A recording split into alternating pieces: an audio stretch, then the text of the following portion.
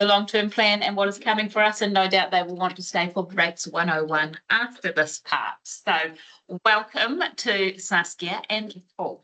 Thank you very much. Just before Paul was going to lead us through this afternoon session, I just thought, particularly for the new councillors, I'll just introduce you to a couple of faces that have joined us today. So we've got Tash over here, who's the corporate planner. So basically helps us with this big project, get everything done, keeps us on track, which is really, really helpful. And we have our accounting gurus over here, Gasawick and Donna, who you will see a lot of during this term, but really important for them to be here just to hear what we're saying today, particularly really involved in LTP and obviously all the rate setting as well. Over to you. And Thank Paul. you. Yes. Have you met Paul? No, Yeah. it's just me. It's just Paul. And Paul's our CFO for the new councillors. Quite a critical role here in the organisation, especially given where the finances have been over the last few years. Quite an improvement program has been embarked on, overseen by the Audit and Risk Committee. So over to you. Thank you, Saskia. Right, we'll break this into two sessions. First one will be dealing with long-term planning, and I've tried to make this as interesting and entertaining as possible, given it's what is normally called the graveyard shift straight after lunch, when people are asleep potentially. So we'll try and keep it exciting. The first slide there is, we put that one up. It's quite poignant because it's the light at the end of the tunnel. Maybe it's the train. We don't know yet, but we think it's the light at the end of the tunnel. Is that where this is going? So, look, feel free to ask any questions or anything that I haven't explained. Just jump in and do that. We've got a couple of hours. I'm not sure that we'll need that, but we'll just box on and see how we go. So can I have the next slide, please, Wayne? So long-term planning, it's probably a three-letter acronym that we throw around, but it's probably for the finance team and probably the organisation, one of the biggest projects that we as an organisation will get to do. What we'll talk about today, because it covers everything right from the beginning, is purpose of local government. Because if we don't understand what the purpose of local government is, we can't be planning into the future to deliver what we're supposed to. What the key documents in relation to a long-term planning process are, and then we'll just get on with rates at the end of it. Because they are obviously the thing that people pay to the council to deliver the services that we deliver. Thanks, Wayne. Sorry, Wayne, just quickly, can you make that full screen, please? Eyes are getting a little bit. You're not bringing glasses today, Grace. Yeah, but they only do close up. I belong to this one. I'll have to borrow Charlie's. We won't say anything. Oh, there you go. That might be. Oh, that's worse. Sorry, that's all right. That's fine. No, that's fine. Only elected younger people. Yeah, that's quite. That's why I printed one, because I know my eyesight bad as well. Keep on screen there. Oh, yeah, there you go. You can sit over there. Keep going and I'll work out how to do that. Yeah, I'll just box on. We'll use some jargon today, and we throw these things around quite readily, and we don't often realise that it might be the first time that people have come up against it. So we'll talk about the LTP, which is the long-term plan. We'll talk about a CD, which is our consultation document. We'll talk about LGA, which is the Local Government Act, or we'll just call it the Act. We'll talk about fiscal envelopes, and that is a level of income that includes rates the council is prepared to accept to deliver its services. We'll talk about UAGCs in the rating space, which is Uniform Annual General Charge. That's the fixed portion. That's the fixed part of the general rate that's levied on all rating units. And we do briefly talk about WSCCCs, or WSCOs, is what we're calling it. It's Water Service Council Controlled Organisation. And the other thing we'll talk about is intergenerational equity. And that's to ensure that today's and future generations receive a fair balance of the costs and benefits of public services and infrastructure, especially around long-lived assets. And I'll get into that a little bit more as we go through. So Wayne, can I have the next one? And to top it all off, we're dealing with the purpose of local government. Now, the purpose of local government, up until there's a new bill underway, but up until right now, the purpose of local government is to enable democratic local decision-making and action by and on behalf of communities, and to promote the social, economic, environmental and cultural well-being of communities in the present and for the future. That changed in 2012. Then governments changed and it changed to this, and it will probably change again once the new bill is passed through. So if we can move on to the next slide. Thanks, Wayne. So this is the proposal under the Local Government Systems Improvement Amendment Bill. So it's not going to change the first part. So we're going to still enable democratic local decision-making and action by and on behalf of communities. It's going to meet the current and future needs of communities for good quality local infrastructure, local public services, and performance of regulatory functions in a way that is most cost effective for households and businesses. And then it's going to support local economic growth and development by fulfilling the purposes set out above. So you can see the change. They've moved away from well-beings more to being more prescriptive around public services and infrastructure, which is how it was pre-2017, I think, when the government changed. Yep. Can we have the next slide? Thanks, Wayne. They're also bringing in this definition of core services. And core services, the bill will reinstate the definition of core services. They were repealed. And the following services are the core services of a local authority. A, network infrastructure. B, public transport services. That doesn't impact us. That's more of a regional council function. C, waste management. D, civil defence, emergency management. And E, libraries, museums, reserves and other recreational facilities. In performing its role, a local authority must have particular need to the contribution that core services makes to its communities. This really did come about in 2012 when some councils were doing some things that the government of the day didn't think councils should be doing. And I think one of them might have been, funnily, Supercars in Hamilton. They were running supercar events and they didn't make a lot of money out of it, and that was a drain on ratepayers. And Rodney Hyde, who was Minister of Local Government of the day, introduced the bill and they changed the legislation. This part of it tends to be central government's political football. Depending on which government's in play at the time will depend on whether this stays or goes. So we have to run and be a little bit agile in terms of that. At the next slide. Thanks, Wayne.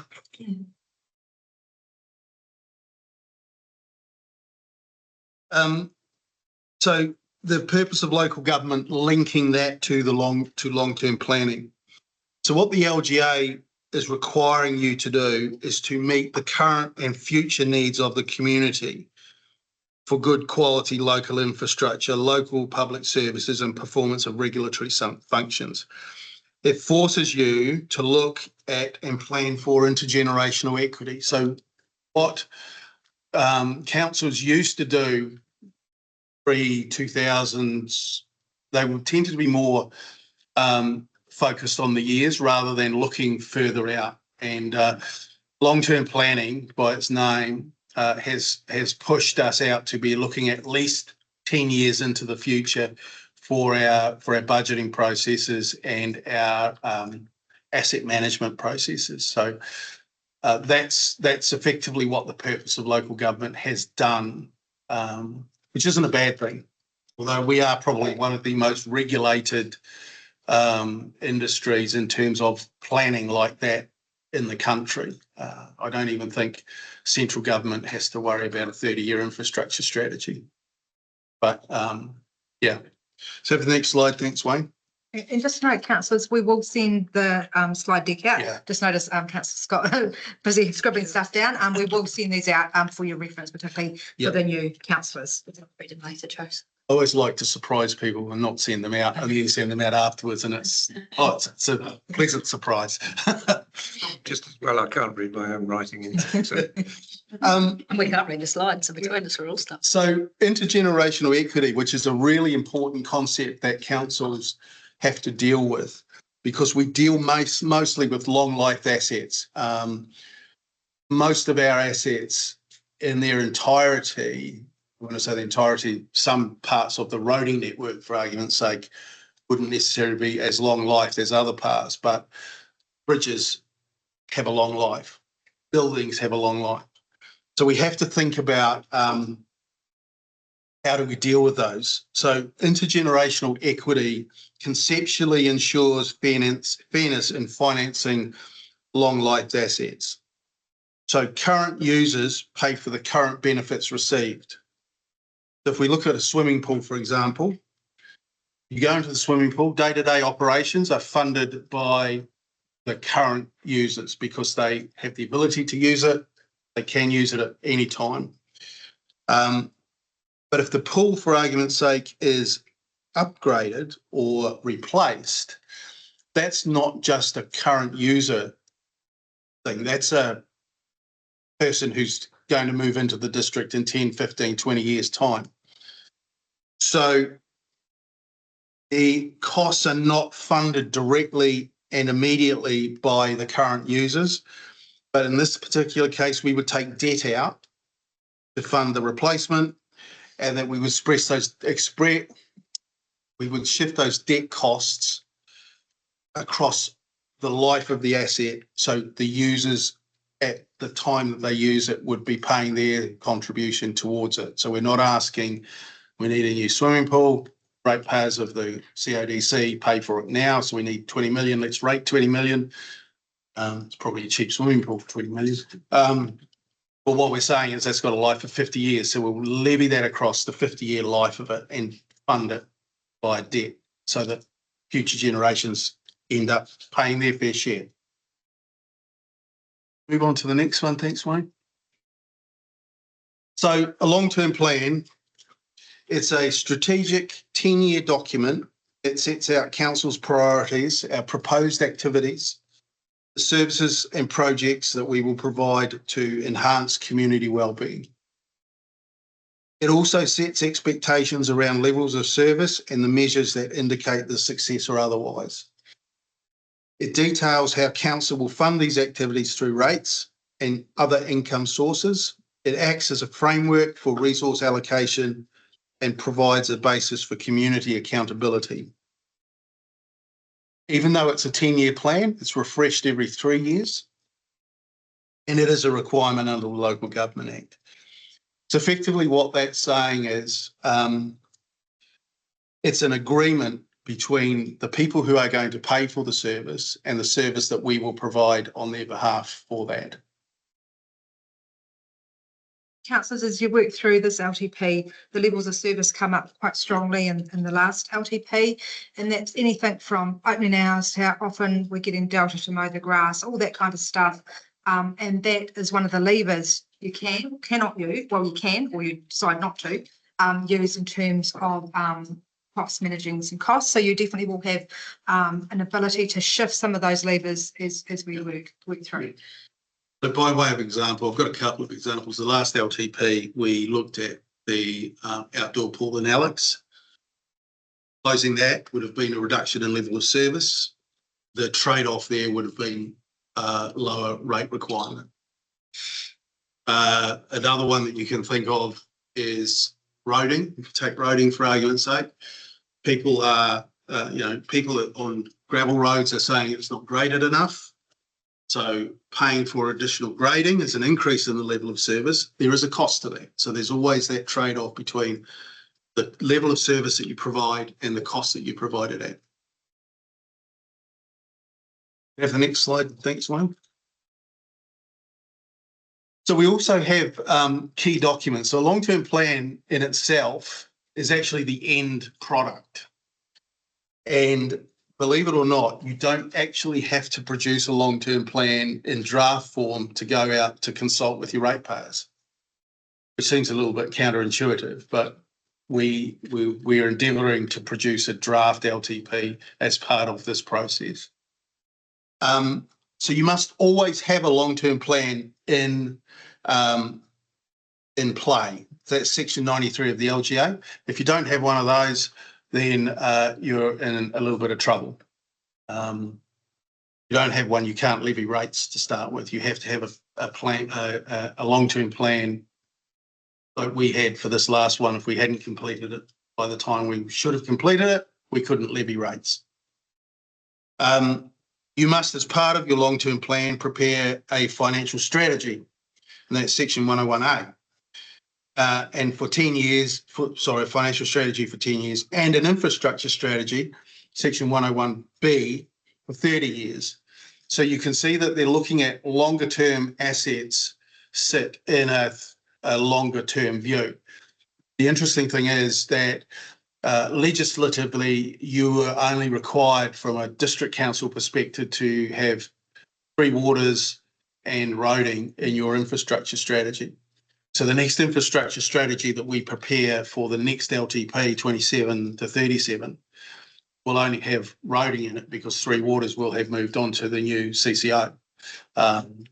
We will then be looking at, are there other assets and activities that we should be thinking about more long term, and start including those in the infrastructure strategy. So we've actually got a longer term view, and I can think, like swimming pools, for argument's sake, buildings and property should be have a 30-year view rather than just the 10.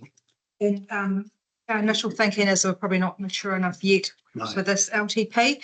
The reason why you want to be quite considered what else would go in infrastructure strategy, that gets very well audited.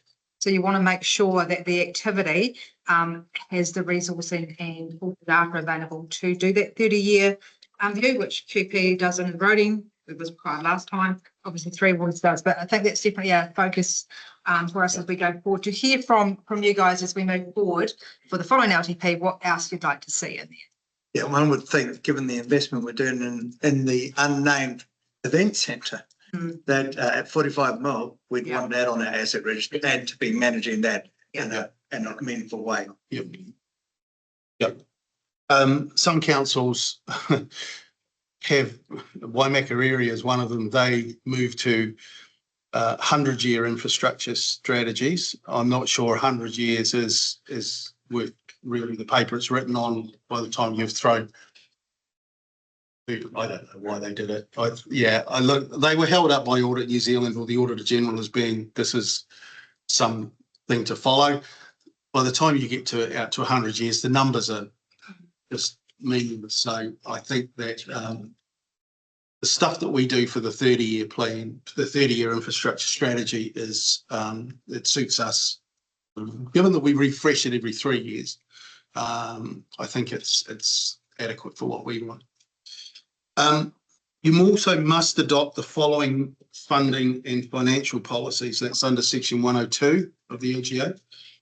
Really importantly is a revenue and financing policy, because revenue and financing policy sets the levels of income streams from various activities. So for argument's sake, if you picked solid waste, for argument's sake, there is a component of the total package that is funded through rates, but there's also a part that is funded through fees and charges.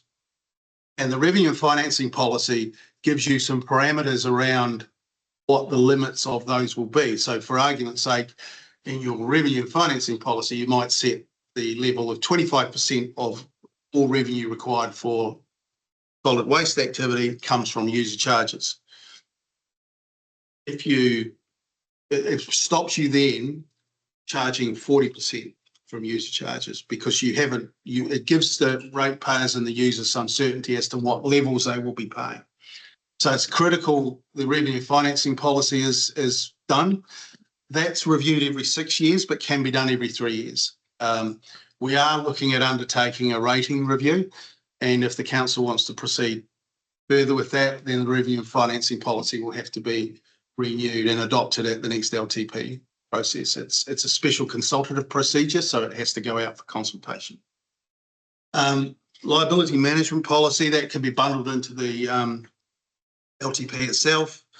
Our investment policy, so that sets parameters around how we invest, what things we are allowed to invest in, so whether we can invest in junk bonds or we're only allowed to invest in AAA credit rated things. Those are the types of things that will set the parameters around. The other important thing is the policy on development or financial contributions. That will get redone at the next LTP. Because development and financial contributions are what developers will pay to us because they are driving growth. It's really growth related. Some councils don't have DC policy because they don't have the growth that requires it, but it is a very complicated process, and it requires, I guess, looking into the future, looking at what is likely to come along, and we need to be, when we're doing these things, we need to be ahead of the game. So if, for argument's sake, there's potential for a subdivision and we don't necessarily have the right size pipes, we should actually be replacing those in advance of that subdivision, so that when they do subdivide, they can connect in and everybody can do what they need to do. And we can collect a share of that cost from the developer, so they get to contribute towards our cost to put in the bigger capacity or the extra development that we need to do. But if you kind of get it wrong, then it can be challenged. So it's quite an exact science in terms of working it out and developing it. Just on that, probably the final comment really is there's legislative change afoot in relation to Yes. that. So we're keeping a close eye on that, and that will impact the process there. So we'll let you know when that's going through and what the impact is for Yep. us. And that's in relation to the shift of Three Waters out, and how that's going to play out. We haven't, I don't think the government's kind of landed on how that would work. And then finally, we've got our rates remission policy. So the remission and postponement of rates on Maori freehold land. We don't have any here, so it's just some councils have a lot, so they have to have a policy on how those rates get remitted. Is there any comments or questions? Well, Just to cover what the liability management policy. oh, that's in terms of our debt levels and how we borrow, what exposure we have to the market. We are with LGFA, and we have a credit rating. So our debt levels are set effectively by LGFA in terms of the maximums that we can borrow. We can currently borrow, we have a credit rating of AA with stable outlook. So of our neighbours, we've probably got the best credit rating, which is, we're happy with that.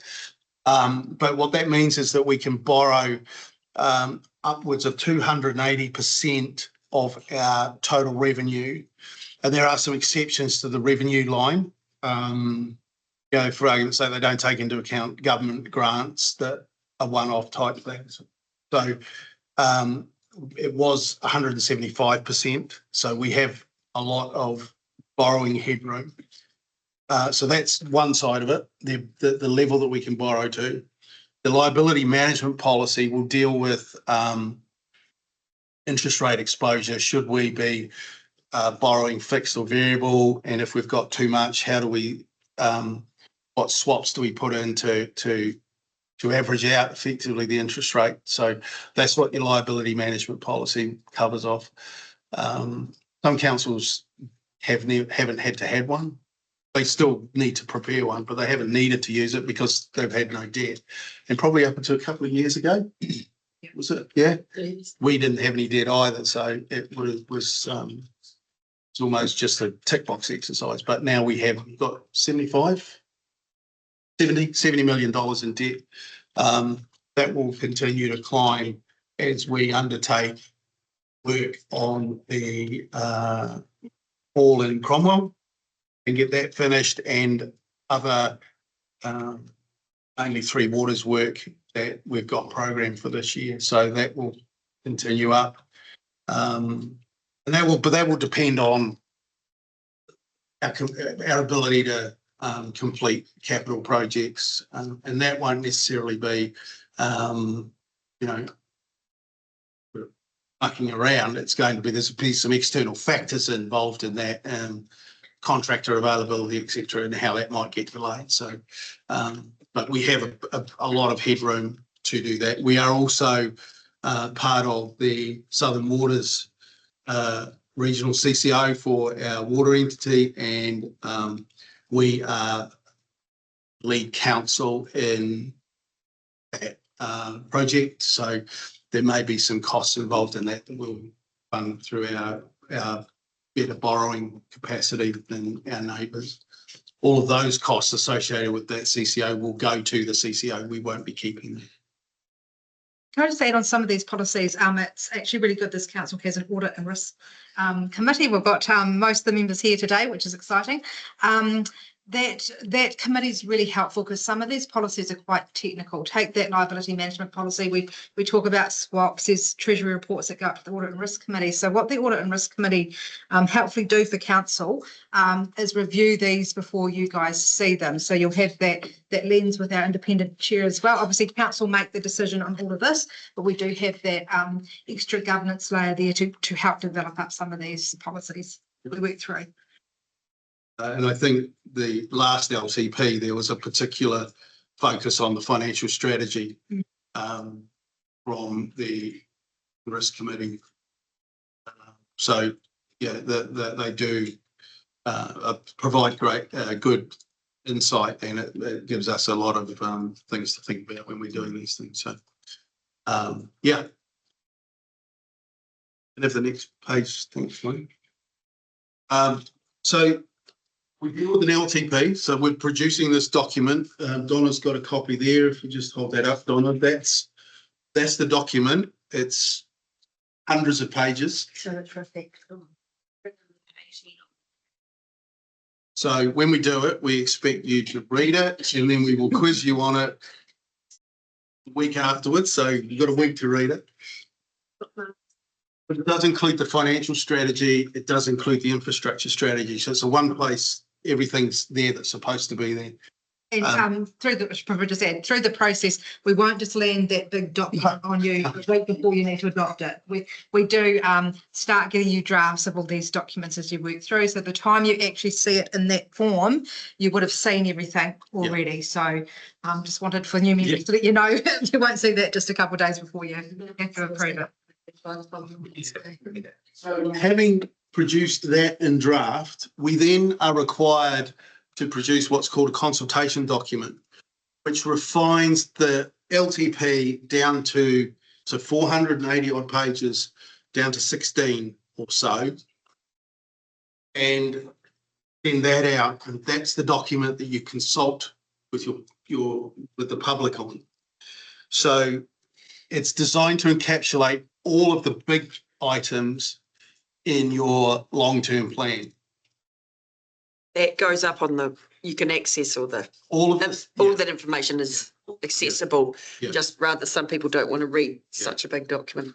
So in terms of a consultation document, that would be what's called a supporting document.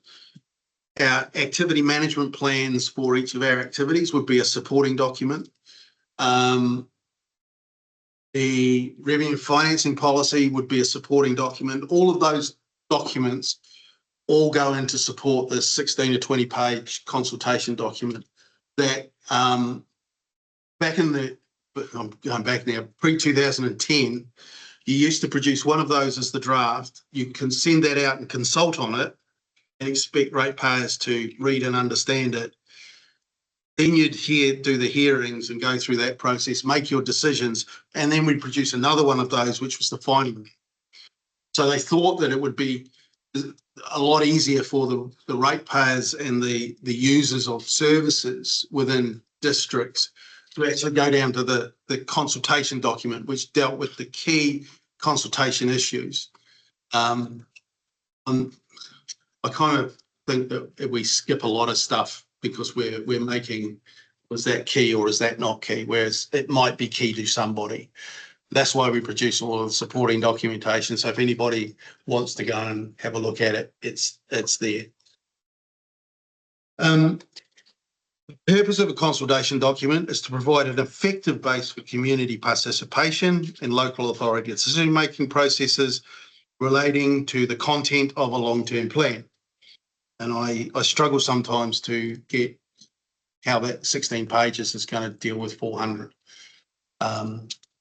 And to be fair, we do get a lot of feedback around the fact of its brevity rather than, you know, the detail has to be, it's got to be light on detail because it's relying on the supporting documentation that it has to provide all of the background. And I think that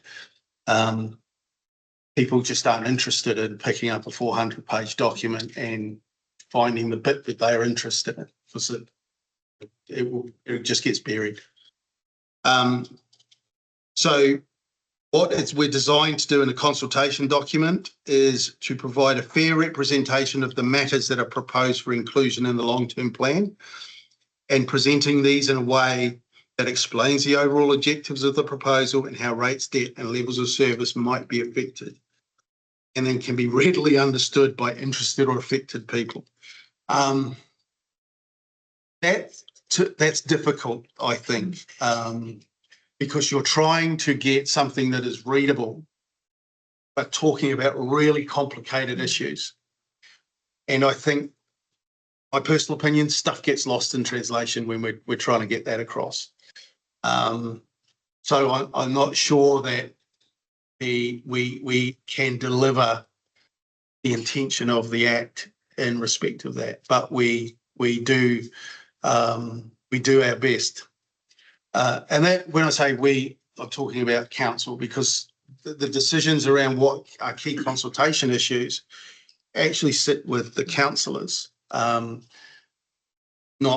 staff. We will make suggestions about what we think is key consultation issues, but at some point in time, probably August, September next year, you guys will be asked to hone down the list of things that we're going to do down to 4 or 5 key consultation issues. Having said that, I do know that we had 9 last time. But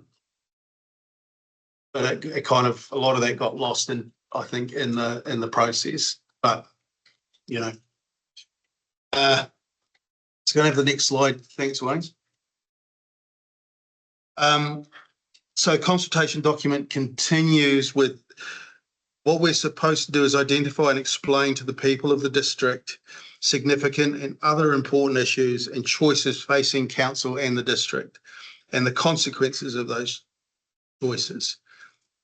So there's one really important thing what we're dealing with when we come to key consultation issues.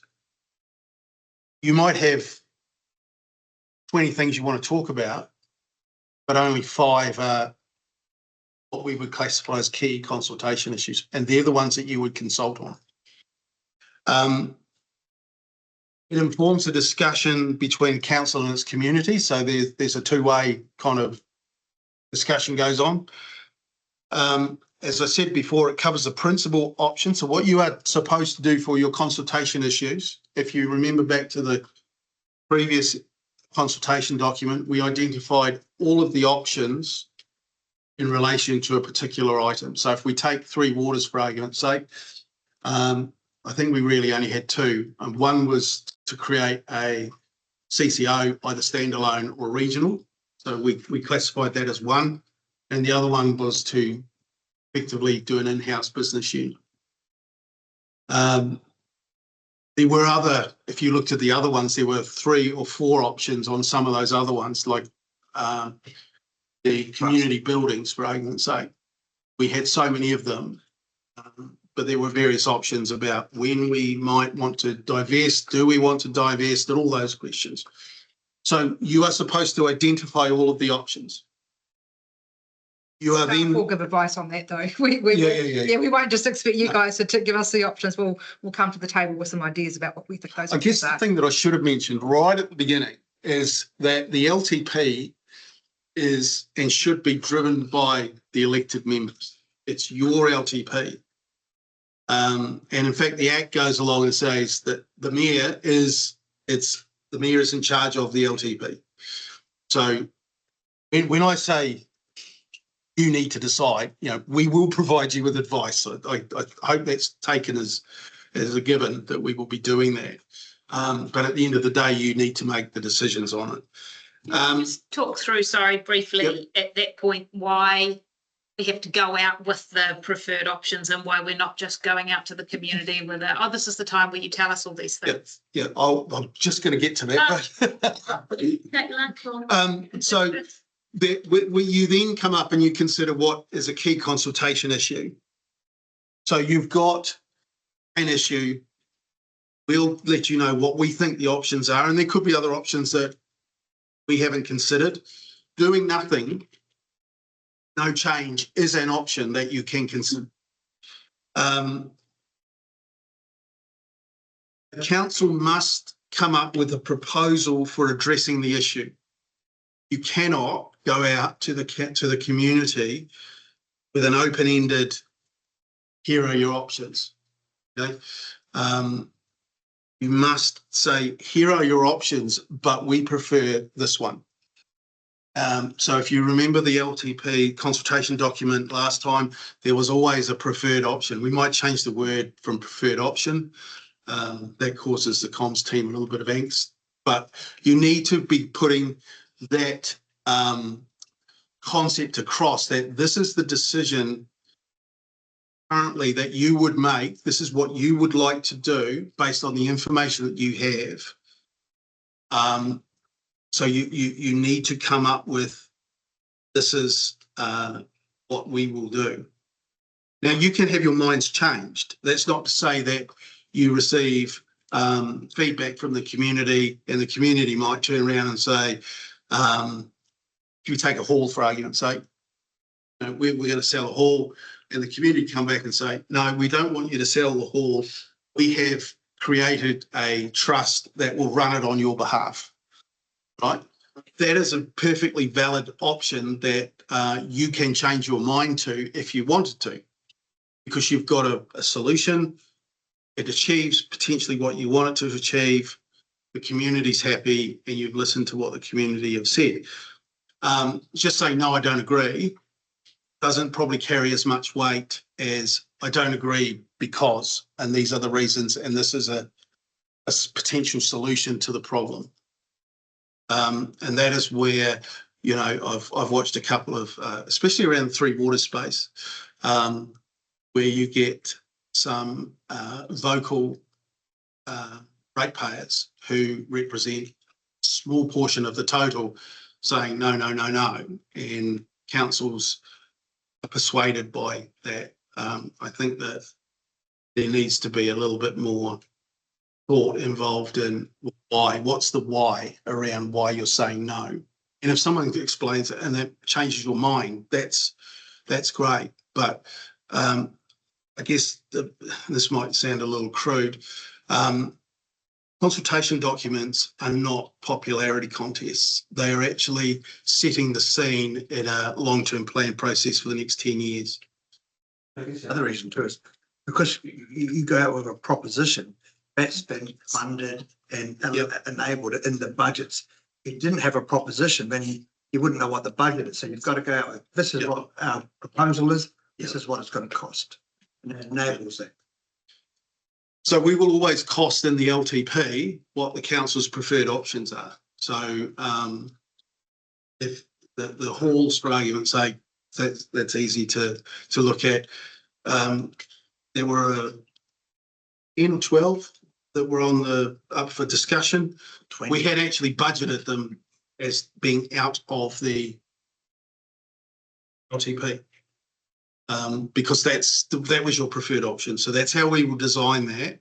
And that's why, as Peter said, it's important to come up with a preferred option. And I guess that is a little bit, it becomes a little bit difficult for councils in having to make that decision early, because there is a perception that you've already decided, but it's not actually the case. You're legislated to do that, but you have the ability to change your mind if a better argument comes along. I mean, I would hope that, if there is a better argument, that would be considered as part of the process. And we've got this real fun process. Paul and the team really enjoy it. This document gets audited before we go out to consult with our community. So they'll go through the budgets with a fine-tooth comb, hence, as Peter indicated and Paul as well, around that preferred option being costed. They actually check what we're saying in the consultation document marries everything flowing through in the budgets. So that's part of the process. So does that cover off your comment, Tamer? Cool. So the other important thing is you don't consult on everything. Key consultation issues, top 3, top 4, top 5. That doesn't mean to say that people who have read it can't submit on any, they can submit on whatever they like. So if someone's read the LTP and said, for argument's sake, if you were going to talk about museum funding, and that wasn't a key consultation issue, but we had said in the LTP that we were going to increase museum funding by 20%. And someone had read that, they could turn around and say, well, I don't agree with that. I think you need to keep it at the same level because whatever. So they can submit on anything. So you're not limited to the consultation items. Have the next slide, please, Wayne. So as I said, the LTP should be supported by 10-year activity management plans. And they can be for activities that, for argument's sake, tourism activity that is asset light, but it's an activity that council provides, and a subset of activity management plans, which has the same acronym, which is asset management plans. We need to produce a 10-year asset management plan as well. They're a subset of activities. So for argument's sake, QP's roading, AMP is what we would talk about as an asset management plan because he's asset heavy rather than tourism, which is asset light. We also do things like environment scans. So what we're actually, and that's not the natural environment, we're looking at the economic environment, what growth projections are looking like, what economic forecasts are used, because all of that impacts growth in rating units, for argument's sake. It impacts values in land. So if we're talking a whole bunch of land coming online, we've got land ourselves, that would impact the value of that. We're also looking at what that does to our capital program. Have we got enough in the capital budget to meet those growth projections? Are we going to get a new mine? Those are the types of things that the environment scan. So just on that note, we have done the draft environment scan that Peter has reviewed. Have you received it yet, Tamer? Hopefully, if not, it should be winging your way soon. That will be sent out to all councillors in advance of the LTP strategy session in December. So we'll kick that off and get that done already. So can I have the next slide, Wayne? Yep. So talk about the financial strategy, because that from an accountant, it has a great deal of interest to me. The purpose of the financial strategy is to facilitate prudent financial management. So it provides a guide to consider proposals for funding and expenditure against. Effectively, what a financial strategy has in it, it deals with what the rates rise might be. So that's your fiscal envelope. So the council might turn around and say, 6%, that's it, draw the line, 6%, that's going to be the rate rise. That will go into the financial strategy, and everything else will come away from that, trying to achieve that 6%. So it's one of the documents that you need to be thinking about earlier on in the piece. Some councils go the other way, and we have done in the last year or two is let's just see what the budgets come out like and then start whittling back. But other councils, as I say, they turn around and they say X amount, that's the number that we're going to go with. And in this particular case, for this annual plan, we have been, Peter's instructed us that we will not be more than what was said in the long-term plan for year 2. So that's 7.4, 7.5%. So that's what we're aiming for. So that's the fiscal envelope that we're working within. So you've also got to include a statement of the factors that are expected to have a significant impact on the council during the years covered by the strategy. So it does deal with land use, growth levels, those types of things. So you've got to have a view on where you think things are going to go. And then it's how does that impact the financials of the council? We're in a fortunate situation that we're a growth council. There are some councils that are not. So they have to deal with levels of service, stay at the same level, cost more. We kind of have a bit of a growth that we can rely on. And as I said, it's used to set the fiscal envelope. We have the next page. Thanks, Wayne. This is a small, I'll read this out. It's from the Act. It's the balanced budget section, and it's probably one of the most important things for us in terms of our ability to deliver services. Delivering services, what does it cost? So there's that trade-off. But we are required under the Act, Section 100, to balance the budget. And what that means is we must ensure that each year's projected operating revenues are set at a level sufficient to meet that year's projected operating expenses. Seems quite straightforward. Some councils haven't done that. So they're underrating or under collecting revenue, but their expenditure is above it. So that's creating deficits. And then the question is, how do I fund that deficit? And then you get some councils who go and borrow for operating costs, which that's a no-no as far as I think this council has really pushed that we do not borrow for operating costs. But despite that, you might set your projected operating revenues at a different level required from the section above, only if you think it's financially prudent to do so.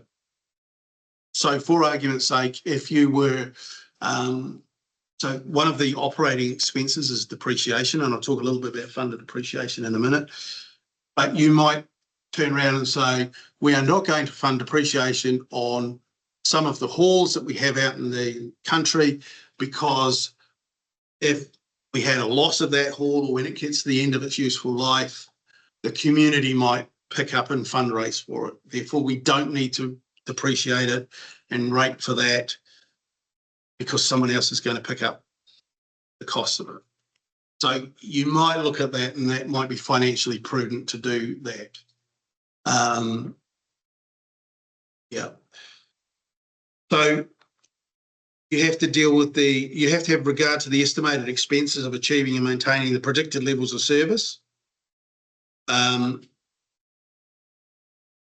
Those levels of service are set out in the LTP. You need to have the regard to the projected revenue available to fund the estimated expenses. So that could be not necessarily just from rates, that could be from user charges, grants, because we have that with roading, for argument's sake. We don't fund all of the roading costs. The equitable allocation of responsibility for funding. So this is where it comes back into the intergenerational equity point, that you're not trying to lump everything onto the ratepayers of today. If it's a longer term thing, you can spread it out over that period of time and get future users when they get to paying rates to pay for it at that time. Does that make sense? So it's really all throughout this is intergenerational, financially prudent. That's what we have to be, and we've got to set our levels of service so that we can achieve those. So we've got the funding and financing policies, which we've talked a little bit about. If we can't do that or we don't do that, then it puts the LTP at risk. We'll be qualified when we get audited because the LTP is audited. And they do mention balancing the budget. And if you look at our last audit opinion in our last LTP, we got what was called an emphasis of matter around some uncertainty because we're using land sales effectively to balance the budget. We did put all that detail in our financial strategy, which is online. You can see balancing the budget with land sales and balancing the budget without land sales. And effectively for 9 of the 10 years or 8 of the 9 years, it was only a 9-year financial strategy. We don't balance the budget. So we're relying on land sales to cover that off.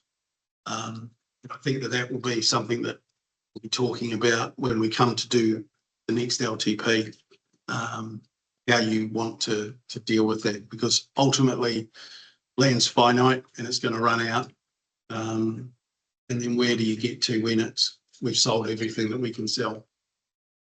I'm not sure it's a good strategy to, and we have talked a little bit about sort of the previous council, and they've been quite determined that if that's what it costs, that's what the revenue should be, rather than relying on land sales. So, next one, thanks, Wayne. So, what does it mean? Revenue needs to be set at an appropriate level to fund expenditure. It also means that depreciation should be funded, even though it's a non-cash expense. So we don't actually pay any money out for depreciation, but the Act is saying you should be really strongly thinking about funding your depreciation.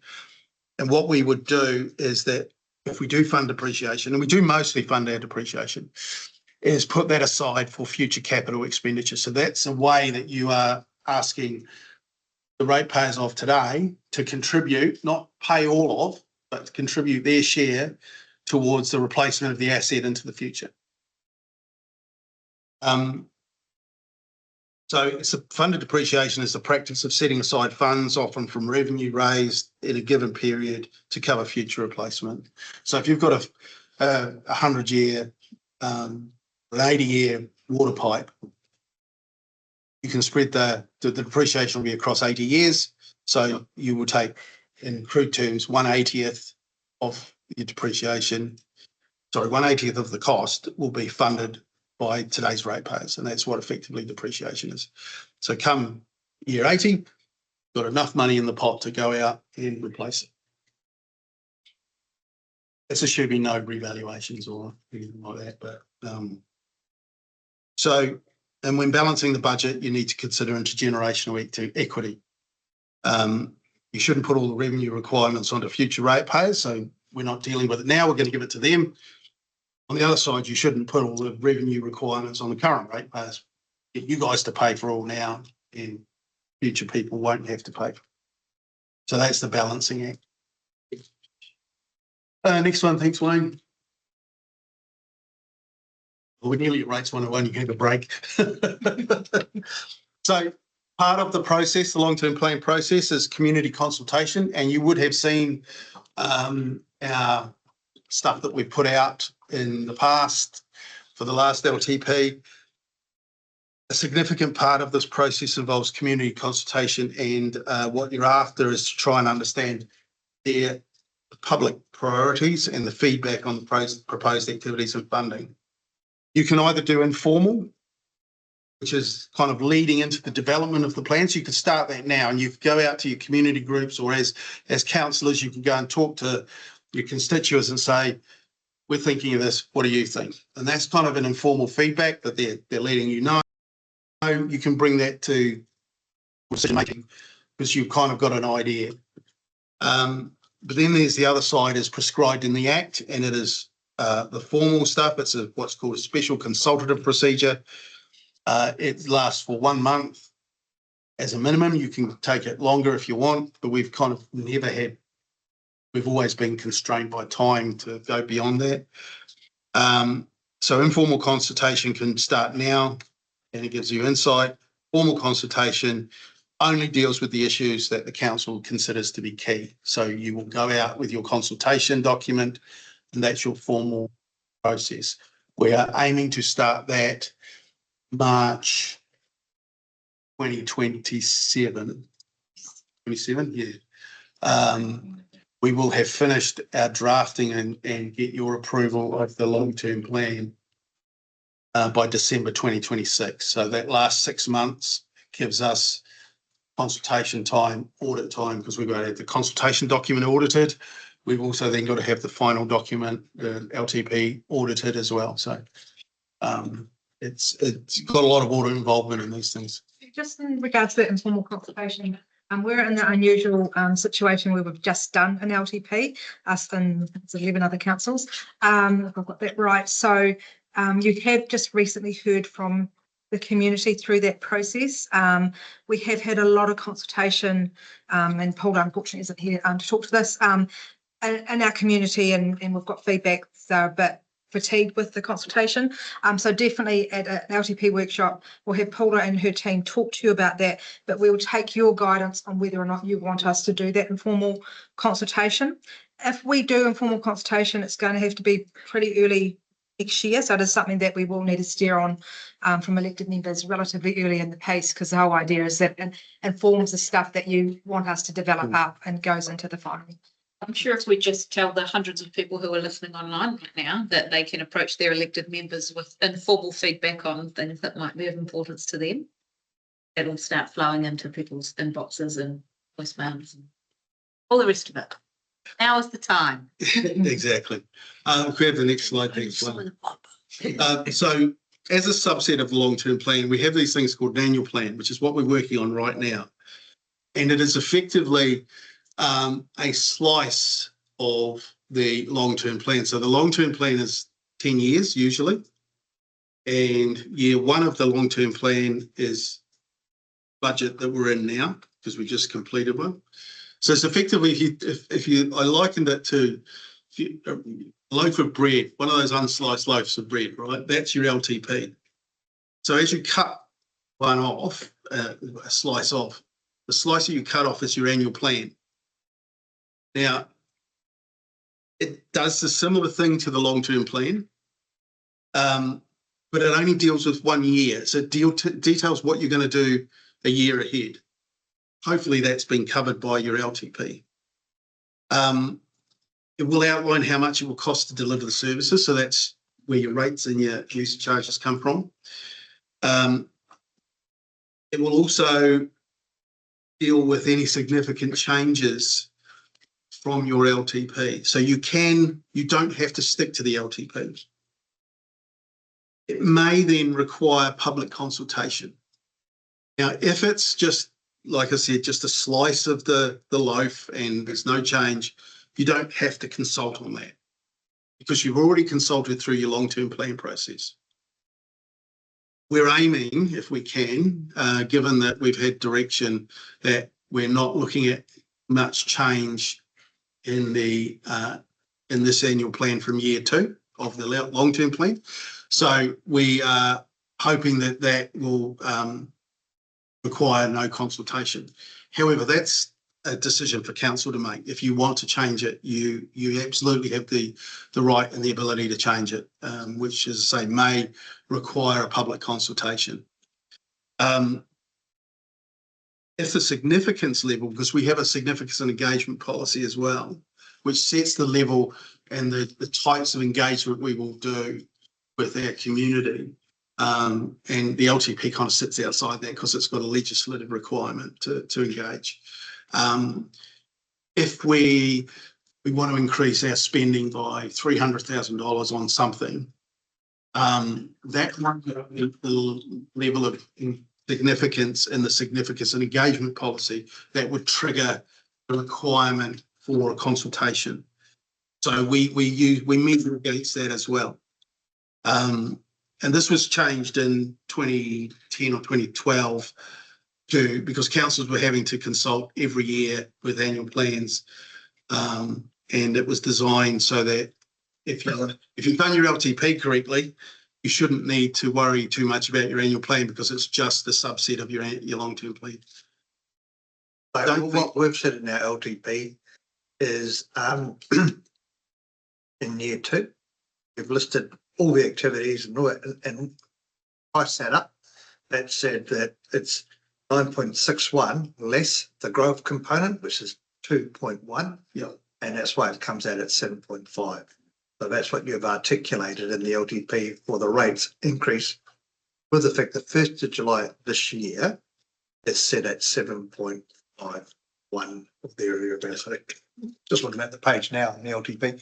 So effectively, if we don't deviate, if we don't go above that, then as Paul says, there's really no need to solve, because what you're offering in terms of what you're delivering to your community, you've articulated that into, you want to change from that, you want to go up or down, then that's a subsequent discussion. The only challenge would be that we've only got 6 months to do it.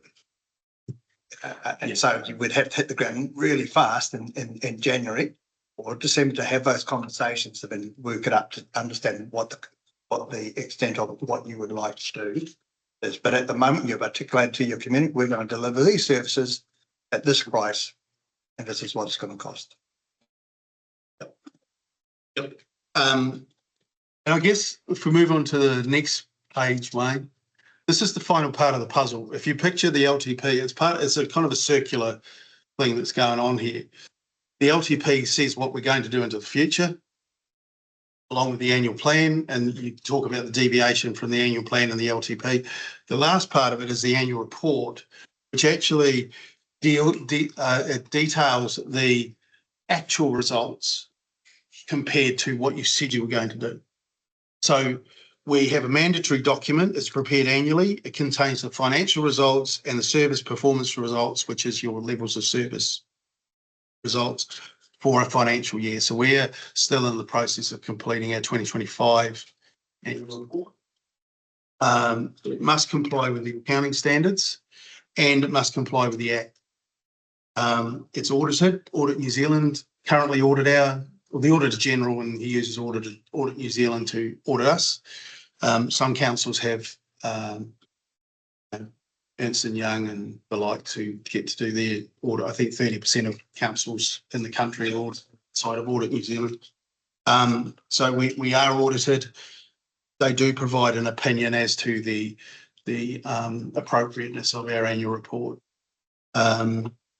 And he does cause Donna a great deal of headache because she's got to deal with them. So it does compare the actual results against the annual plan and the relevant long-term plan year. So we effectively have 3 measures that we're measuring, 2 measures we're measuring against the annual plan that you said you were going to. And if it's year 2 or year 3 of the long-term plan, we're looking at that. So you can see how we've deviated from our long-term plan to our annual plan to our results.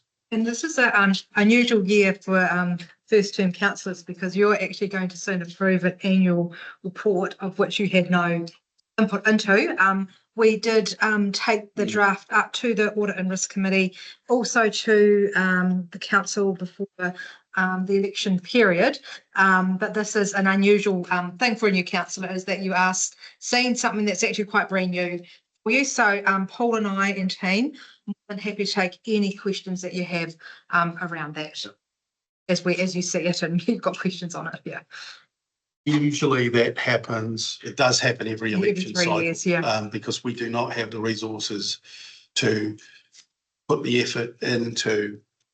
We lose effectively. We normally have the auditors in October, and that's when they produce their work. For us, they would have to come in September, so we would lose a month to prepare the annual report. So It's common across councils. Yeah. But as Saskia said, we've taken it to previous council and to Audit and Risk to give the new council some confidence that someone's actually looked at it, and we'll explain the variances from what they looked at to what we ended up with, because there are always variances. The auditors find stuff or want us to change wording or layouts and stuff like that. So we'll just take you through that so you can have a bit of confidence around what you're signing off on. This is what previous council looked at. Plus you have the advantage that we have previous councillors here who can say, yeah, it's all good. I don't think you were there, Tracy, were you? Were you there at that meeting? Which one was it? Last September meeting. France and around Europe. No, no. The That's LTP, a lifetime. no, the LTP one, no, I wasn't. Yeah. So finally, what it does is holds the council accountable to the community by comparing the actual results against the plan results. And what did we say we were going to do to what we actually did? So you can see there's a whole bunch of, throughout this process, there's a whole bunch of community accountability. And sometimes we because these put it in so that they've got a statutory layout. We will, for argument's sake, we will have how much in the revaluations we're getting this year? 67. So there will be a bottom line of 67 million at least because we've had our assets revalued. People will look at that and they were going, you made $67 million when it's asset revaluations. We might have only made $7 million, for argument's sake. I think that's about the number. It's about 7 million. But 5 of that is land sales. So it's a complicated document. It's putting a bunch of complicated information out there, but we have to put it out there that way because that's what the law says we've got to do. And it's up to us, and when I say us, I mean us, to have the words around, no, that's not actually right. This is a type of thing, but there's always that accountability back to the community, because what you're asking them to do is, we will provide you this service if you pay us this money. That's basically it. And race 101 is next, so if you, that's right at the back. So we will tell you what's coming up. Yeah. In terms of bringing it all together. It's going to be seeing a lot of us over the next 18 months.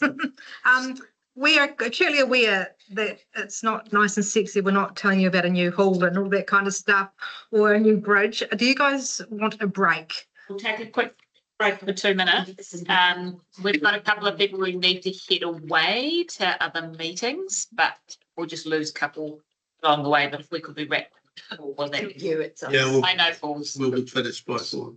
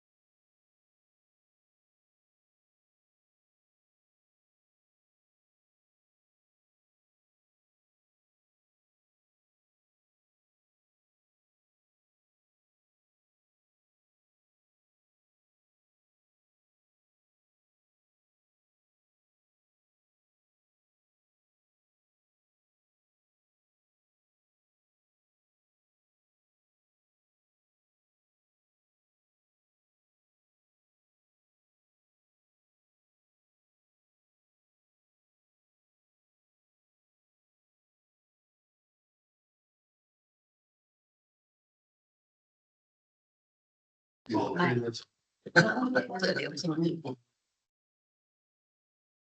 I will preface this with is that the previous council expressed a desire to have a rates review. And we are kicking that process off on the 26th of November. After your council meeting, you've got a workshop with perfectly eminent person, Stephen Halliwell, who used to work for Waitaki and he worked on the Aroa forestry rates review. So knows his stuff. We can all wait Supreme Court. Yeah. So So he's been involved in he that. knows what he's doing. Yeah.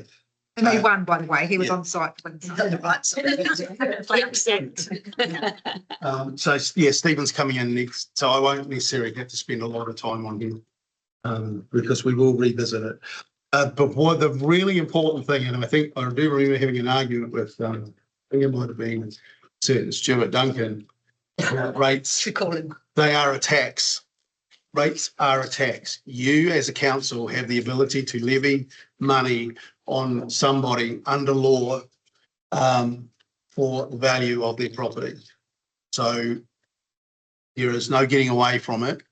You are one of the only, there are only one other one, which is central government, who can levy taxes. They can be either targeted or general, fixed or charged on a variable component. And that variable component can be land or capital value. They can mimic user pays. So on water and wastewater activities, we charge a fixed rate for that. And for the people who don't use the activity, they don't pay. So if you're connected to water, you pay for water. If you're not, you don't. Water does not differentiate necessarily between schemes nor distance from, for argument's sake, the source. It's an average across the users, much like the electricity lines are the same. So rates that are charged on a variable factor, so land value or capital value, are a tax on wealth, be it property wealth. So the higher your value, the more you pay. And Local Government Rating Act caps the level of fixed charges at 30%. So what the temptation would be to charge everybody the same. But the legislation says you can't do that. You can only charge 30% of the total on a fixed portion, the fixed basis. And that's across the district. So you can have charges for solid waste that only solid waste wheelie bin users pay. That's not classified as part of your 30%. So it's really the UAGC type thing. But that's going to be, we're going to run into problems with that when Three Waters go because we lose that income. But we can talk about that later. So types of rates, they're either targeted or general. If they're targeted, they're done for a specific purpose and they're either fixed or variable. So what would be a good solid waste is targeted for waste collection. You cannot use it for anything other than waste collection. Whereas your general rates, so roading is a general rate. If you end up with surpluses in the general rate, you can use it for anything that you want to use it for. General rates are either made up of variable, so rate in the dollar, which on land value or capital value, or fixed in terms of a UAGC. There is no difference between them. They are general rates. So I've talked about variable rates. We'll move on to the next one. If I'm going too fast, just let me know. So general rates are based on rateable value. So you get your notice from QV every 3 years. Oh, sorry, I didn't tell him to move over. You get your QV rates, your QV assessment every 3 years. That's what we use to base our collection on. Right? Where are you going? Oh, wait, slow down. Keep going. One more. Keep going. There we go. That one. That's it. Yeah, you're on. So QV will come along and they will do land value, value of improvements, capital value. That's the number. We get all of that information that goes into our rating database, and if we are rating on a variable rate, that's what we'll rate on. But the Act says that you can rate on an annual value. And I'd never actually looked up annual value because nobody ever uses it. But it's interesting. Capital value or land value. And the annual value in relation to any rating unit means the greater of the rent at which the unit would let from year to year. So we would have to assess the level of rent that could be earned, even though you live in the place from there. Reduced by 20% in the case of houses and other perishable property, 10% in the case of land, and 5% of the capital value of the fee simple of a unit. So no wonder nobody uses annual value. We have a lot of comments and complaints, I think. So capital value, next one, thanks, Wayne. Capital value of land means the sum of the owner's estate or interest in the land if unencumbered by any mortgage, so you don't take any of that into account. What they might be expected to realise at the time of valuation if offered for sale, so it's a fair value on such reasonable terms and conditions as a bona fide seller might be expected to require. So effectively what they're saying is, and that's why QV use sales histories to determine values of land and buildings in a district. And land value is the same, but it has no improvement. So it's effectively what a land would sell for, willing buyer, willing seller, all that sort of carry on. So QV do all of that for us. We have no interaction with them in relation to that. The only thing that we will provide them is subdivision information if we have subdivisions that have come on since the last revaluation. So they will have all of that information. But QV are independent in terms of values. And I have heard that people complain that their value's gone up and why did council do that? Well, no, we don't do that. And you as a landowner have the right to object to the value that you've got. We have nothing to do with it. There a new one coming up shortly? Yeah, they're starting pretty much now because they've just finished Gore's reval, so they'll start now. And we should have, we'll have numbers early next year, unaudited. We'll have the audited numbers March, April-ish, so it'll be able to fit into this annual plan and rate setting process. Dunedin's just had these two. So next one, thanks, Wayne. What did they? So what's the impacts? What impacts average rates increase? Because we deal in averages.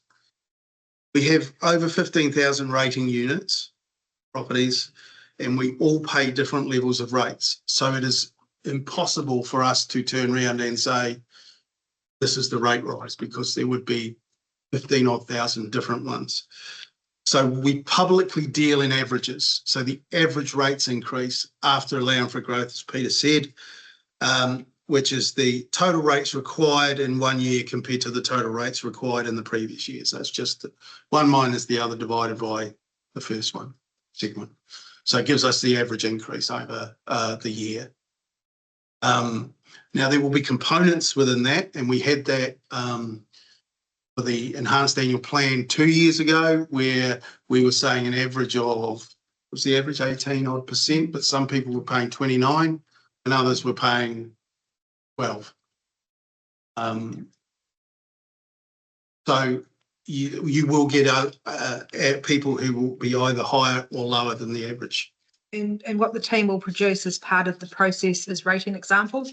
So once we're getting near the end and we feed it all into the big washing machine, you can see like a large farm versus urban, because of all the factors that you will decide as part of the rating review where you land, as people will vary each kind of different category of land ownership.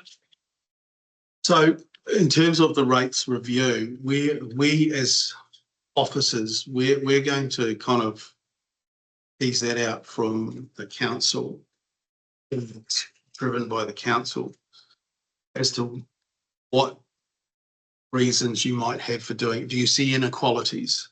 Is there stuff that the industries that are coming into the district that aren't necessarily going to get caught by the QV rules for increased valuations? Those types of things. We can pick all of that up if that's what the council wants to do, and make it so that, that they pay more or less depending on how you see it. So there's a whole bunch of, is land value the fairest value to be using? All of those things will be up for debate. And Stephen will take you through all of that when he comes in a week or two. And it might be that, we don't need to necessarily do much, or you might want to, because we've got the Three Waters leaving, you might want to take the chance to do a bit of a radical change because the impact might not be as great. Those are the types of things that you get to talk about and choose what you want to do. Long time since this council's debated sort of that public versus private good. Dog fees is a really good example of that. Predominantly, in fact, all of it is private. And your opportunity to say, actually, if you thought that was the case, there's actually an element of, public good here. We're going to put a wee bit of this into the general rate. So that's sort of the time to explore all these kind of issues. And as Paul said, it might be when you support decisions that we feel it's actually right. We are going to run into troubles that Paul and Stephen will explain in detail. But yeah, a whole that opportunity. Sorry, Peter, you were going to say something. Look, and it's timely we're having this rates review because we're starting to have solar farms pop up on a large scale, but generating business, they're generating income. So how do we consider a large scale solar farm? I don't know, but the ratings policy is the way to view that. The gold mine as well. I know when I came out of Upper Hutt, we charged Rimutaka Prison, they were the highest rate payer, because we had a differential set for them. That sort of took into account what used and all that sort of stuff. So there are ways contribute to community good. that's right, in a positive way. So there are mechanisms, and this ratings review would be a really good one because we do have solar farms popping up. We have these other ways, which you charge a business. I don't know what the differential we put on businesses, but we charge them a slightly higher rate than we charge a residential. And you may want to consider what does that change to a farm if they put a million panels on that type of. Yeah, because the other thing we've got to consider is the valuation rules, and QV use highest and best use as their. So if it was prime farmland and you've got solar panels on it, apart from the solar panels being machinery and they don't get valued, the highest and best use might still be farming, but it's not being used for farming. So there's kind of a break between the land use. So, but you get the opportunity. You pretty much have you have carte blanche to do whatever you like in terms of rating, as long as it's not so perverse that it's just wrong. And I'll give you an example. Mackenzie District Council back in the early 90s, and it created a precedent, decided that 60% of all the rates collected were going to be paid by ECNZ because they had 3 hydro schemes in their space. ECNZ took them to court and Mackenzie lost because it was just wrong what they did. Many years later, so everybody was scared of the Mackenzie case, so they kind of everybody didn't do much in terms of be around with generators. But Wellington City decided they were going to put a differential in on I think it was Woolworths or Meridian or someone. It was one of the Meridian on the farm on the hill. Yeah, and Meridian complained it was rural, and Wellington said no, it's a utility, so it's commercial. You pay a differential of something like 6 times, and that went all the way through court. And the judge decided that as long as council have considered everything, they can do what they like, pretty much, and we will not interfere. So that overturned the Mackenzie case, and the differential of 6 times stood, and that's the case law ever since then. So, as I say, is the judges will not interfere in political decisions as long as you've got to cross your T's and dot your I's, but you've followed the process to get to where you've got to. Okay, next one. Thanks, Wayne. This one, the next two slides I wanted to talk about the impact that values have on ratepayers, not necessarily what you have in terms of your rates requirements. So I've just done a wee example. We've only got two properties in this district. 25% of the costs are recovered from fixed charges and 75% from land value. We only need $2,000 to run the district, so it's not great either. One land value has a value of 300 grand, the other one has 700,000. So the total land value across the district is $1 million. So we can go to the next one. Thanks, Wayne. So if you look at the top one, so column property A on the left-hand column there is what I've just described. We've raised the rates 5%. So our fixed goes up, our variable goes up, total rates charged goes up, the rates increase is 5%. That happens across both activities. So it's nothing else changes, valuations don't change. You apply a rates rise, that gets applied across both properties equally in terms of the 5%. Now, if you turned around and said, let's do that same thing again, the 5% rate rise, but property A has a valuation change of 20% increase. Property B is in Terrace, and because the mine's going in, their property values are going to go up by 50%. So property A's value goes up 360,000 to 360,000. Property B goes up 399,000. You can see at the bottom there, the requirement to collect rates means that property A actually has a reduction in rates, and property B picks up the rates increase. So you can see, and this is what's going to happen next year when your values come through.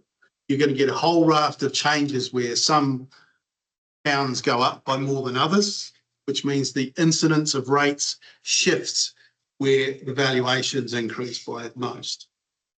And I had one when I worked at Greymouth. Don't know whether you've heard of Blackball. Blackball had a valuation increase of 238%.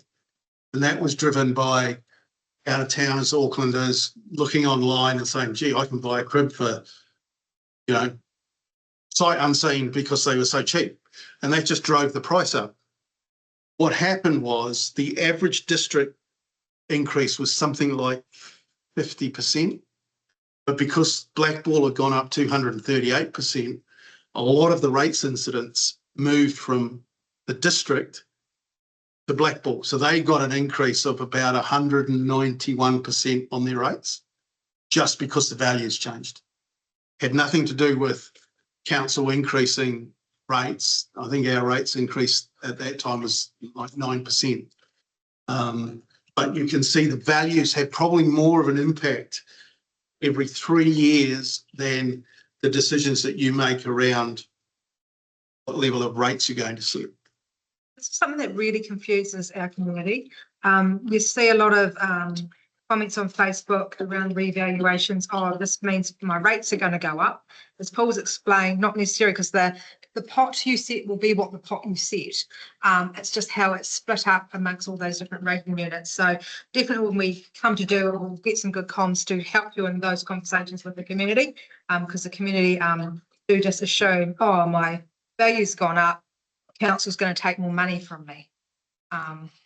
Well, I think they will, but that will depend on where that sits in everybody else's increase. But what it won't do is it won't mean that overall you will get more money. It's just who's going to pay it.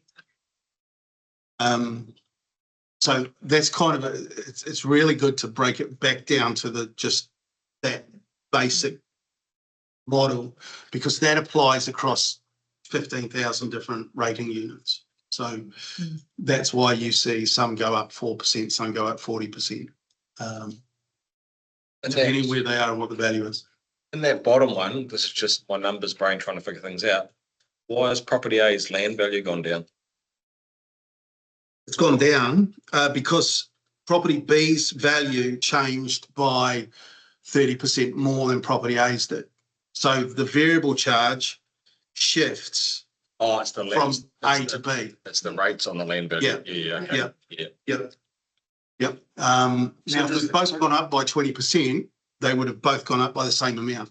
But land value in some ways makes it how, because looking at a property's value, like how do you differentiate the land value from the actual improvements for the capital value? We have that information, QV provides. Yeah, I know, but in some ways, like, where's the lift come from? How do you, if you got an increase in the value of the property total, how do you apportion it to the capital? Or the, I know QV do that, but like that's the difficulty in it. Yeah, look, we don't have a lot of input into that.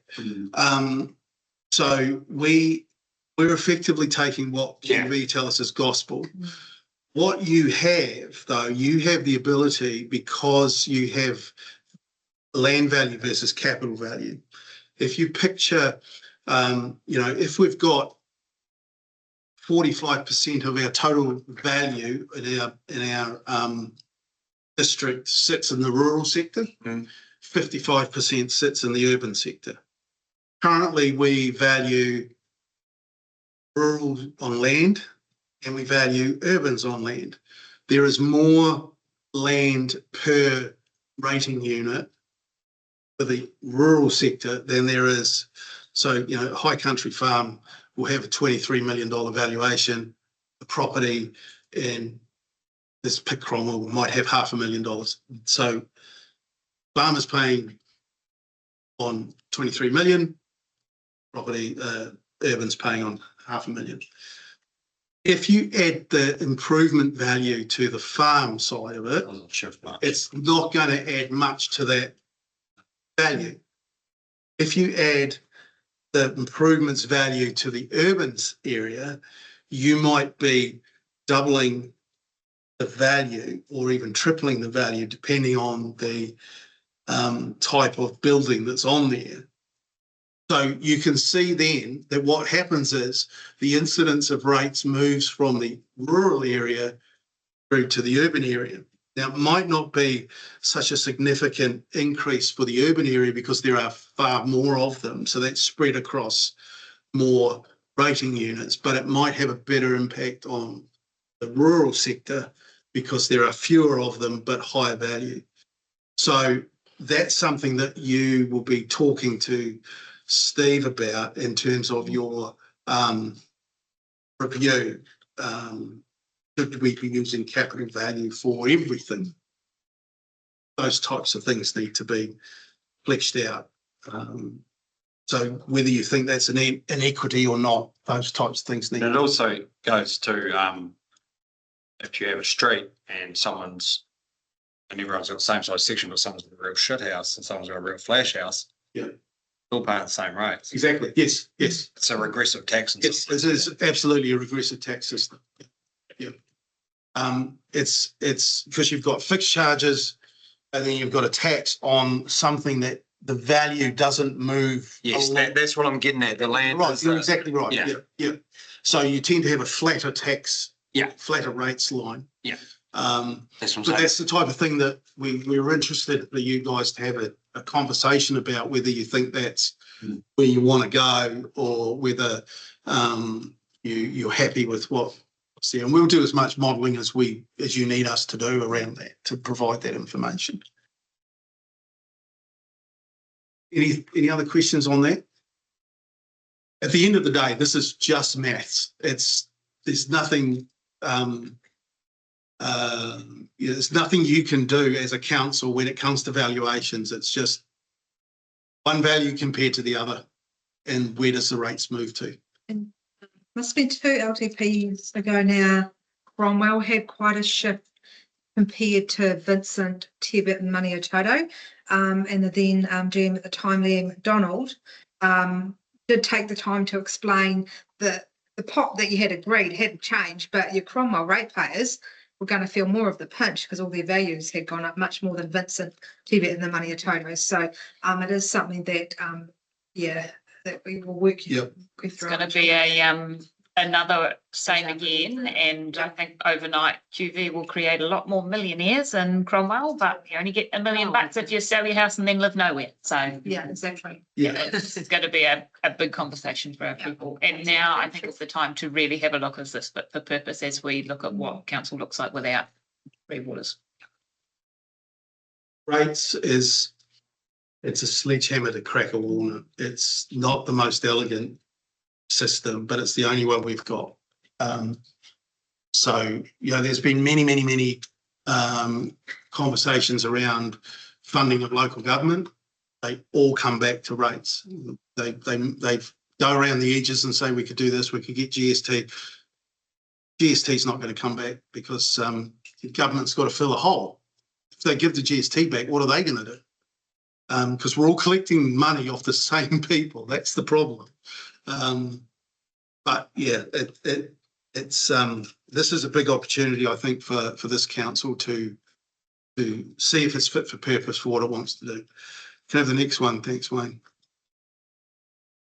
So talking about the rates review, we did approve a budget last year for this year for rates review. So that will perform, the outcomes of that will go into the upcoming LTP.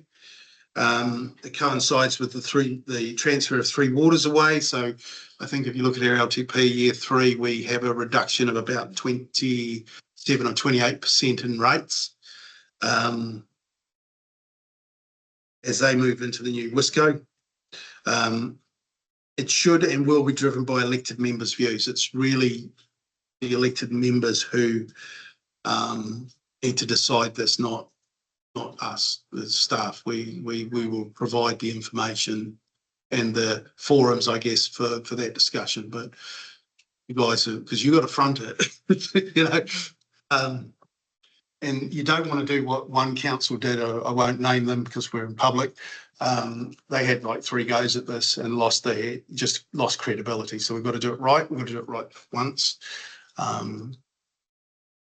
Paul, so you mentioned about the Three Waters and you also talked about the 30% cap. Yep. So if we go down, say, 20+%, how's that going to affect with the cap? The cap, yep, okay. Yep, the cap is... Back up again? Yeah, well, the cap is sitting currently about 28% for us. Now, it's based on total rates. So if we take a portion out, like your 20 million, then our cap will go from 28 to, I think it goes up to 42. So technically we're in breach of the current legislation. But the government have put in the new act that we've got 3 years to correct that. So we still have to bring down our fixed component, but we've got 3 years to do it. So have they not considered that councils that spin their water assets out could just have the cap lifted and it would be same? I think what their councils would be very tempted to say everybody pays a fixed charge. And that comes back to your point about, you know, the regressive tax rate, which is what the fixed charge is. The principles around the Rating Act have never been making it regressive. So that's why they put the cap in the first place, so that people who have more of an, I shouldn't say an ability to pay, because you could be in a home that you've lived in for 50 years and the value's just gone up and up and up and up. That doesn't mean you can afford it. So that they look at that whole concept of tax. The more valuable the property, the more you should pay. And that's really what the 30% cap, being at 30%, deals with. It doesn't allow you to shift into charging people fixed charges in a uniform way. So you can charge for, say you want to charge for libraries, you want to charge fixed charge for libraries, but you turn around and say, we're going to say only urban ratepayers pay a fixed charge for libraries. That doesn't form part of the cap because it's not uniform across the district. Whereas, in fact, the library one that we currently have is a fixed charge across the district. So that does form part of the cap. So you can kind of differentiate stuff and move stuff around, like Solid waste, we charge a solid waste for a rate for all the people who have bins who are collected by the bin collection service. And then we have a bunch of people who pay for effectively the upkeep of the transfer stations and stuff. So they're all paying fixed charges, but there's nothing across the district uniform that says everybody's going to pay X amount for solid waste. So there are ways and means around fixed charging. If you move it by a couple of dollars, is that enough to then split it off the uniform rule? It's really the number of people that are paying it. So if you've got, that's why we need to have a look at the rates review, because then you can look at each activity and say, who do we think should be paying for that? For argument's sake, we've got our community facilities rate as a fixed charge across everybody. Should we be doing that? If you itemise it. But then if you turn around and say, well, we'll itemise it and everybody should be paying it, but it's itemised, it's still the same result. Yeah, but what I'm saying is if you itemise it, you could potentially exclude some people from. And that's part of the rates review. Yeah, absolutely. Yeah. Is that probably your most effective tool to get back in that type of approach? Or? Yes, well, that's one of them. Or reducing, for argument's sake, the UAGC. We currently have $107. $107 everybody pays that across the district. If we drop that to 90, which means more goes on to the variable rate, that would impact the 30% cap. So there's a few levers you've got, and I think we've got 3 years to deal with it, and the rates review should form part of that thinking. You'd think that you would ease it in over the 3 years, just making it smaller. Do you want to ease it in over the 3 years? It's your call. But I would suggest that if you're going to do a rates review, say for argument's sake, you turn around and say, we're going to go to capital value. Okay. So we move from land value to capital value. So all of our general rate has changed.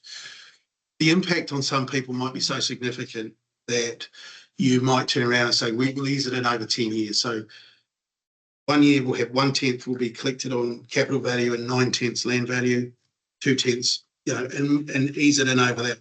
So the 3 years you can definitely ease in the 30% cap. You don't have to go one hit.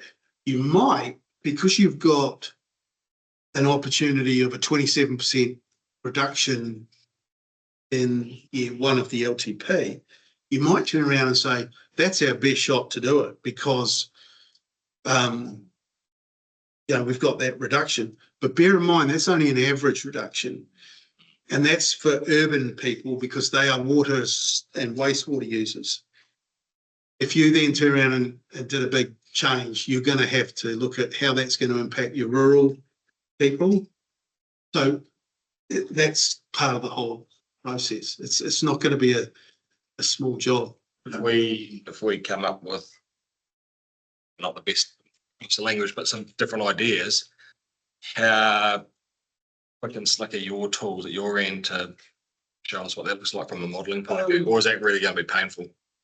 No, we should be able to be in a position to. I'm not saying we'll be able to give it to you. We're at a meeting. You say, "Can we do this?" and we do it. We might have to come back and have another meeting about it. Well, it's some really good templates over the last couple of years where you can have it up on screen, bring your glasses if you need glasses, but you can tweak it and see in real time the impact that it'll have across the property. Well, especially from that unaveraged perspective, Yeah. to know how some groups or individuals are going to be hit. Yeah. We do have a rating model that, because we're dealing at fundamental levels now, because you're going to change potentially everything. We might not, but if you do, that means we've got to build the model.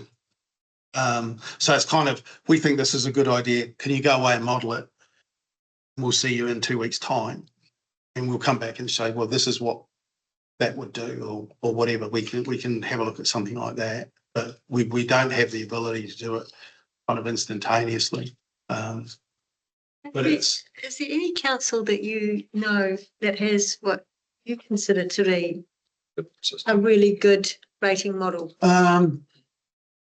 The cities all use CV, don't they, by? Yeah, most of them use capital value. I think that, you know, it depends what you're trying to achieve. Right. Well, changing the rating system isn't going to change that. And CV at the moment would hammer out farmers, Yeah, a lot of them. You've got to, yeah, what you've got on you. but you could turn around and say, Yeah. well, let's move to CV and let's throw in a differential. That's right. There's all of those things that you can play around with. You know, we say capital value, but how much benefit does Argyll Station get from Alex? So let's put a zone around Alex and have another zone a bit bigger so that you can differentiate between those zones and maybe push the rates into where you want to put them. But again, it comes back to, you know, we've got a pie and you get to decide who's going to pay it. And what their slices will be. On that. I do have known some councils that have actually put in differentials for higher value properties. So they felt that they were paying more than their fair share, so they put in differential of 0.9. So instead of paying the 100, the one, it was 0.9. Now that seems to be blatantly unfair. They've unwound that now. And the other thing I'd just say too is that 27% reduction that's coming in the year 27, 28, it's coming off us, but it's going to be billed to our community. Yeah, just for another person. The water services entity is going to be part of that below it. So any big changes you want to do urban, the urban folk would be stuck because they'll be paying extra from us plus whatever they're paying for their water. But you can kind of see it's not difficult. Everything's open and you can do what you want. I guess the reality, you're making an unfair system as fair as you can. As fair and equitable as you can, because that's what we're talking about. Same amount of money. So I just finished this. I've got 2 more slides and I finished my 4. That'd be good. So you're going to look at the fundamental fairness and equity of the current system. Should we move from land value to capital value? These are just thoughts that I put down. They're not. How should we deal with mining and solar farms? Because valuations isn't necessarily the best way to do it. Differentials. How should they operate? Now, for example, a farming or commercial activity has the benefit of claiming back GST that an urban doesn't. On the other hand, farming is a much bigger enterprise and they pay more. So all of those types of things need to be discussed through. Fixed versus variable to fit the 30% cap. Community facilities rate, should we be itemising it? We have another thing called separately used or inhabited parts of a rating unit. So we moved away from that a long time ago, but a lot of councils still use that.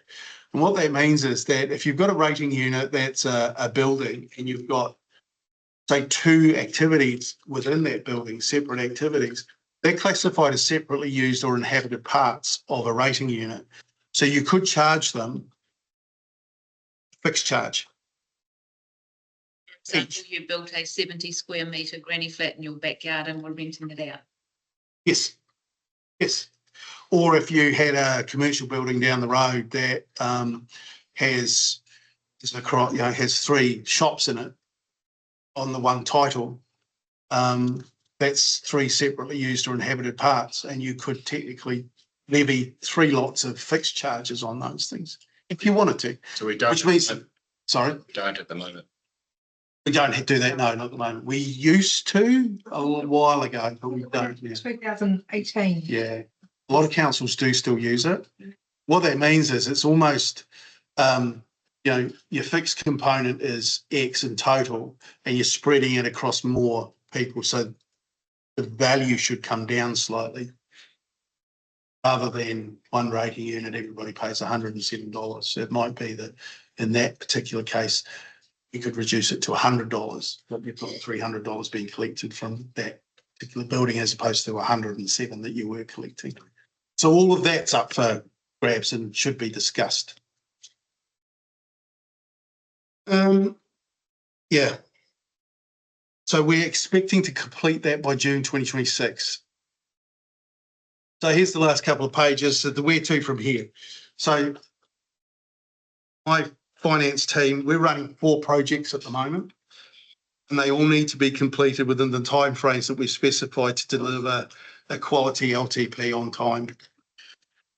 So we need to complete the 2025 annual report for adoption by council in November. We are looking at starting in December 2025 LTP workshops and strategy sessions with the elected members. We're hoping to have that completed by August 2026. We have to prepare the 2026 annual plan that the team and the rest of the business is working on. And we've based that on year 2 of the 25 to 34 LTP. We hope to have that completed by March and adopted in name only, well, not name only, adopted all bar the rates part of it, because the valuations will impact that, by council in March. Because if we don't get that, we can't open the budgets for LTP. We want to do the rates review by June 2026. And that will be consultation in the revenue and financing policy will therefore be completed by December 2026. Budgets for the 27-37 LTP completed by August 2026. That's a little bit longer than we would have hoped, but we have a little problem with NZTA and their timing. So we're kind of left it to August so that we're not going back and doing it again. The annual report for 2026 will be completed by council, adopted by council in October 2026. That's it. Can I just add, so the next you'll hear from us is the rate review in November. In 2 weeks. Yeah, 2 weeks. So you'll see a lot of us. But the strategy session, which we're just trying to nail down the facilitator for, that essentially is going to be an opportunity for elected members to have a conversation about what you want to see in this LTP. So really you're setting your priorities. It might be that affordable housing is one of your key priorities that you want to see integrated into the LTP. And that's going to be really important because we're going to take that information, high level direction from council. Obviously, that's going to be fed all to our leadership group, not only to our leadership group, but also our community boards are going to feed into the process. So we haven't got the detailed timeline. We didn't want to completely bamboozle you all today, so we will bring that up to you. But essentially, we're having a similar session with our community boards and inviting them to go away and think about what's important in their wards. But in terms of the community board strategy sessions, we really want to set it up with, hey, this is where council's going for the next 10 years, initial thinking, so that community boards, at least when they're having a conversation, they've got a frame of reference. You're not going to be held to those priorities. So during the process, if you go actually budget-wise or politically wise, this one's fallen off the list, it's just so that we can get a really good sense of where you guys are going. So fingers crossed, we are looking like we're going to get a good facilitator, and that really is elected members' day to get together and tell us what you guys want. So, annual plan budgets in December. Yeah, any plans, initial budgets. Well, the budgets and the document by the 17th, so that you some Christmas reading back to us.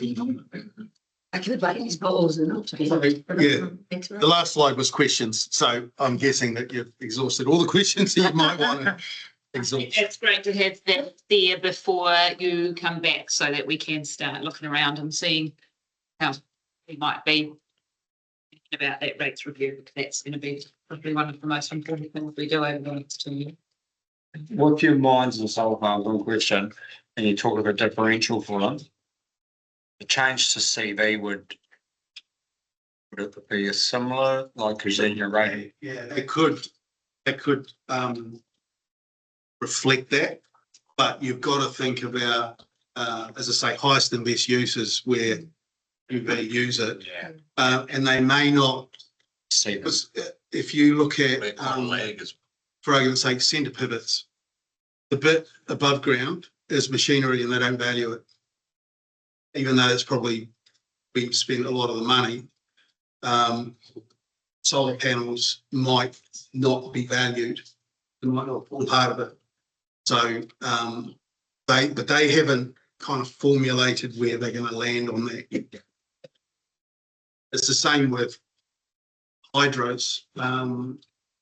You know, when Clyde changed hands, one of them changed hands, they valued the dam itself, but they didn't value the machinery part of the dam. So the value, and we were looking at, it went for like 820 million or something when they did it.